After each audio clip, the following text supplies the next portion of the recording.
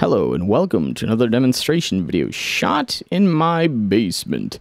I would like to demonstrate to you today the Circuit Abbey ADSRjr and the ADSRjr Expander. The ADSRjr is a Eurorack format digital envelope. It is 4 HP in width. It features 4 stages. For those of you who weren't familiar with the acronym, those are attack, decay, sustain, and release. The length of time that is selectable for the attack, decay, and release phases are indicated by push button for time. The shortest time possible, the shortest maximum time possible for each of those stages is indicated by a green LED. The medium length of time, the medium amount of maximum time possible is indicated by a yellow LED. And the longest time possible, or you must be making ambient music, is shown by a red LED. It has the option to self-cycle, and it has an output. That is the ADSRjr, clocking in at 4 HP. Also at 4 HP, in the other corner, is the ADSRjr Expander. That adds a ton of fun to the unit, and in my opinion, it's inseparable from the unit if you're into weird stuff. It features push buttons to determine the curve of the attack, decay, and release phases of the ADSRjr's generated envelope. Those are between either linear or exponential curves. It also features control voltage inputs for the attack, decay, sustain, and release. With control voltage applied to attack, decay, or release, what you will be determining is the length of time that that phase of the envelope will take. For instance, if you send 5 volts in to the decay input, you are going to lengthen the decay stage of that envelope while that voltage is being applied dramatically. Same for the attack, it'll just take longer to get to the top of the hill. The sustain input will determine the level that the sustain is held at while the gate is high. I'm a big fan of sending weird things into the sustain input, because you can get a little wobble and a little wiggle right in the envelope. It also has a push button for trigger, which will fire off the attack and decay portions of the envelope. It also has a trigger input, which I think is awesome, because you can really use one envelope to do 2 little things. It's kind of, yeah, I'll explain, you'll see. It also has end of attack, end of decay, end of release outputs, which are great for triggering other sources off of the envelope. And it has an inverted output of the envelope, so you get a positive out on the ADSRjr, you get a negative out on the Expander. So, I mean, you got 2 outputs. If you have like an inverter handy, boom, look at that. Double on the positive. You can go crazy with the envelopes.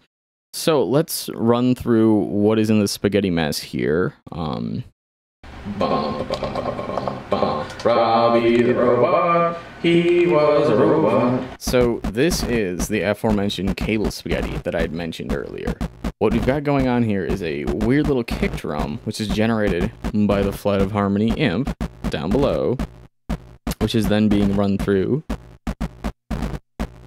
a Make Noise mod to mix, which is acting as a VCA. We also have another ADSRjr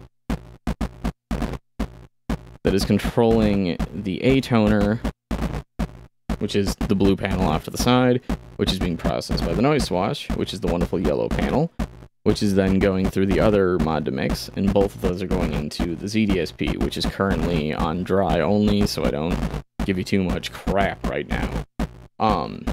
So the cool thing going on is that, for instance, let me kick out. So the kick that we're hearing right now, the envelope for that is being controlled by 2 outputs of the Blinky Blinky RCD, which is just off camera. The RCD being the 4MS pedals rotating clock divider. So what we've got going on out of the clock divider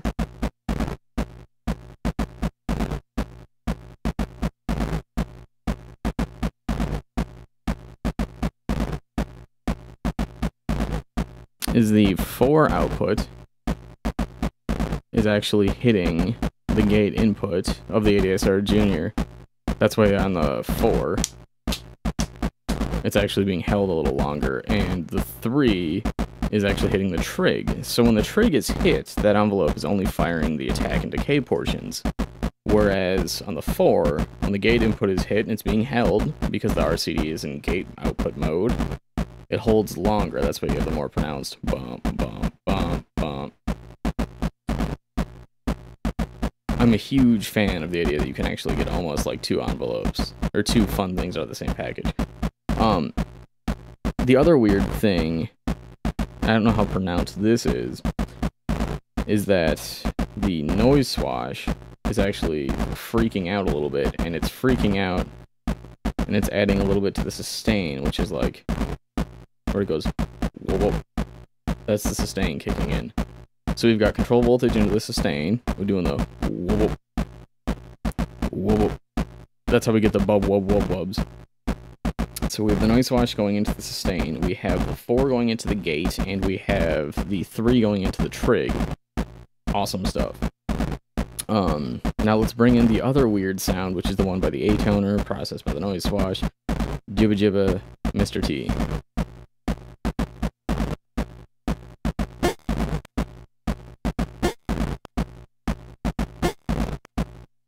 Okay, so that is actually being triggered by the second ADSRjr, which is being triggered only on the 8th. So on the downbeat of the whole measure. 2, 3, 1, 2, 3. Okay. The end of attack in the second envelope. Told you, cable spaghetti is going into the trig input of the 4th channel of the math, which is generating this curve. And the end of cycle from that is actually going back into trigger 1's input, and then both of those are going off camera into a Pittsburgh modular VC bend, which then goes back into the sustain of that sound.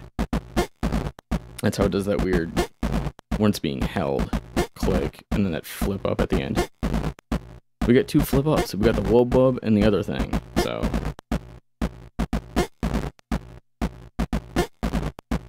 Let's actually bring in some delay, because it'll sound a lot better.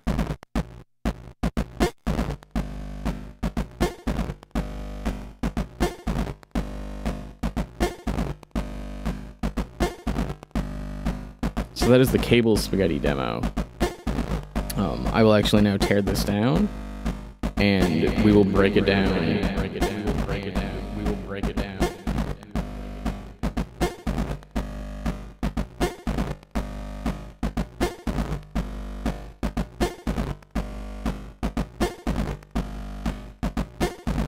Okay, welcome to the extreme close-up portion of the demonstration.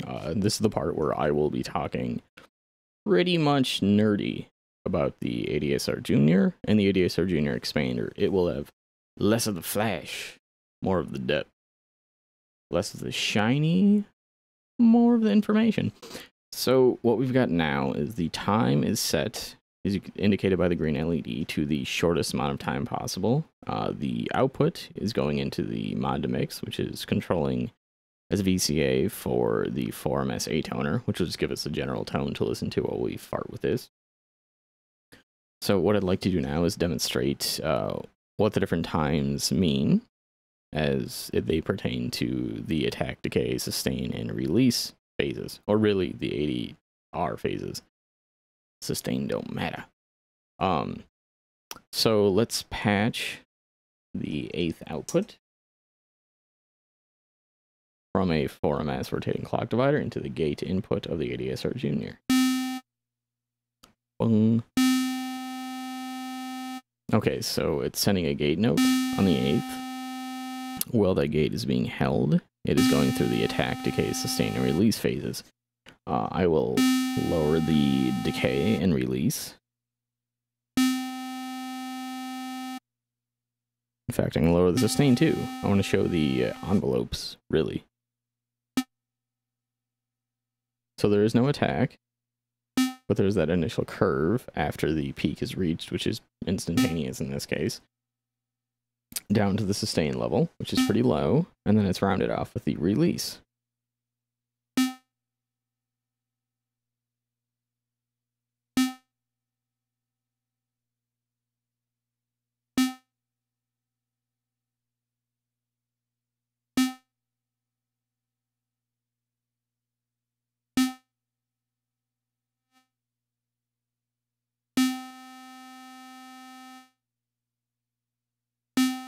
Okay, so in the shortest mode, that is the maximum amount of time for the release cycle.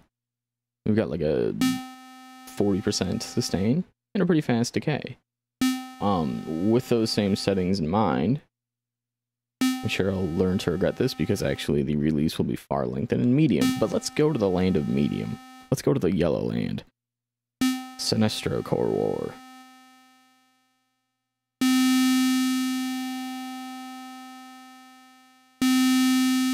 See how much longer the decay and the release are? Okay, I'm going to shorten both of those, and then we'll go into the longest mode, just to give you a reference for how long can go.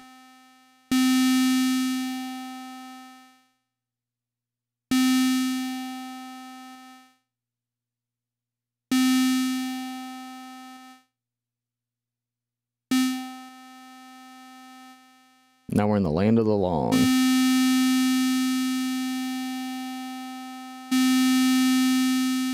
I decrease the sustain so you can tell the decay and the release a lot easier.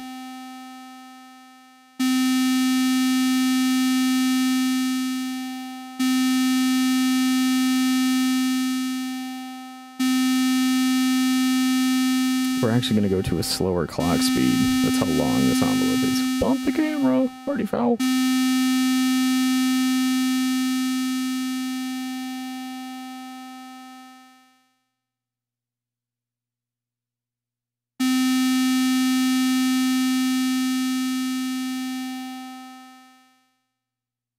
So right now the RC is in its slowest division of 120 beats per minute, firing on the 8th, which is the longest between, it's basically the downbeat, on the 64th division. Going into the gate, that's how long that envelope is. And as you can see, the knobs aren't even that high, so the long setting, the red time base, that's like definitely the ambient music. This is chain up a bunch of these and make some Brian Eno. Okay, so now that I think we've covered the impact of time, let's actually cover my favorites, which are the features of the ADSRjr. So I'm going to go back to the short mode.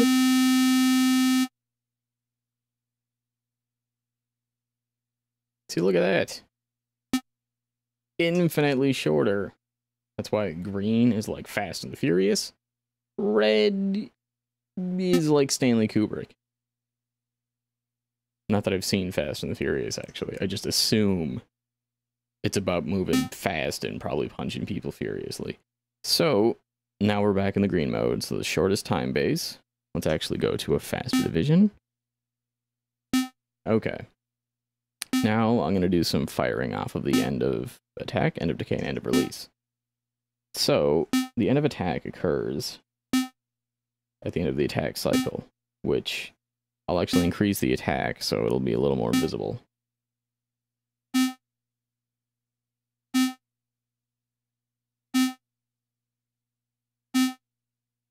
You see how the 4th channel, the math, is triggering? That's triggering at the end of the attack cycle. So if I lengthen the attack, it'll take longer to trigger. If I shorten the attack, it'll be shorter to trigger.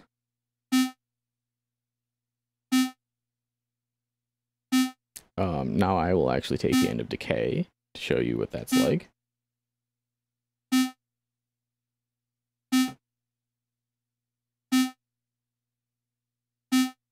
I'm a huge fan of the end of outputs of the ADSRjr.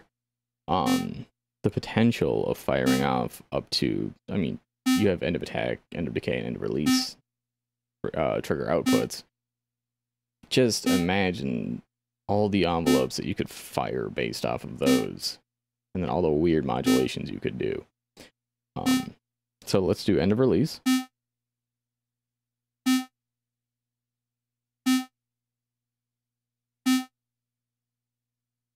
So end of attack, end of decay, end of release.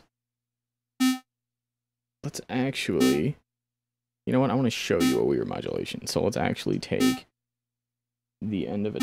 Let's actually take the end of attack into the other channel of a math.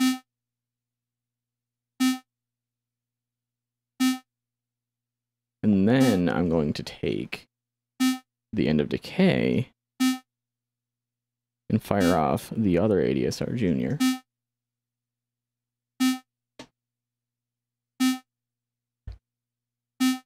And I will run the output of the other ADSR Junior into channel 2 of the mass. Basically what I'm doing here is making a really complicated envelope with the ARs for channels 1 and 4 by the maths, and the second ADSR Junior going to channel 2. These will be taken out of the sum output, so we will get craziness. Let's just see what that does.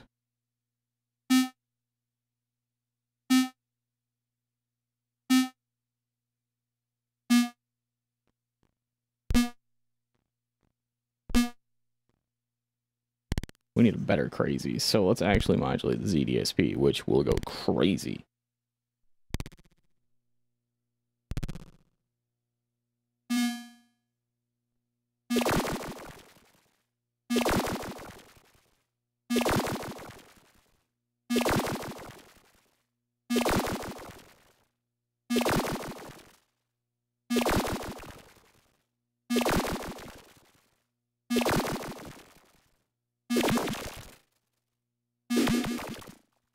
So actually what's happening is the end of attack is firing channel 1, which is outputting a low amount of positive voltage. So that's the initial modulation. Then the end of decay, which is triggering the trig input of the ADSR Junior. The second one, which is off camera, the output is going to channel 2, which is full blast. So that's where there's the ramp up. And then the end of release is hitting the fourth. So in fact, I don't see the fourth being that cool in this application. So let's take it out of the sum. And let's apply to another input of the ZDSP. Feedback.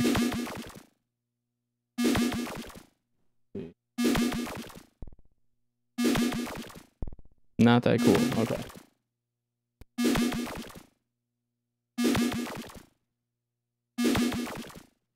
Of course it's not that cool, because it's already happened. So what we'll do is we'll take the output of the ZDSP into a second delay unit, and we'll freak that out. So we'll take the ZDSP's output into a Flight of Harmony Sound of Shadows.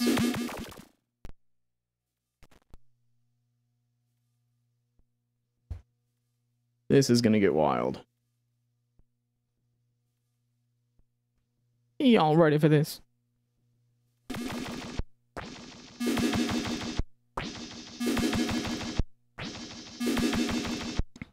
So the channel 4 of the maths is going into the rate input.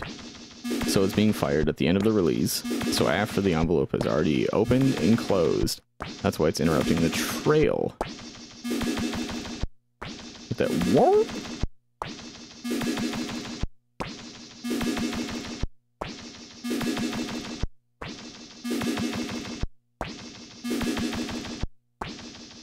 So that's just a basic application, I think, of trying to demonstrate how cool it is to have end of attack, end of decay, end of release phases, or triggers out on the ADSR Junior Expander.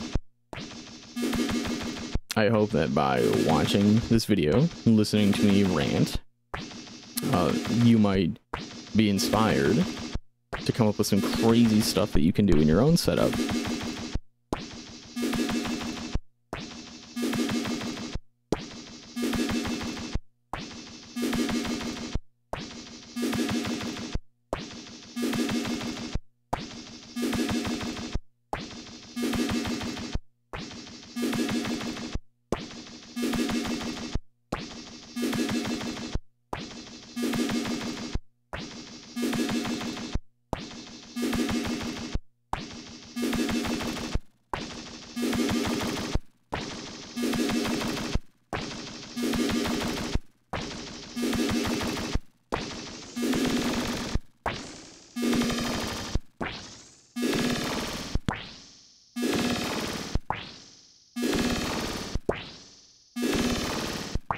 So thank you for tuning in to another adventure in my basement with more modular synthesizer goodies. I hope you found this demonstration video informative, possibly useful, maybe even entertaining. I will see you next time. Goodbye.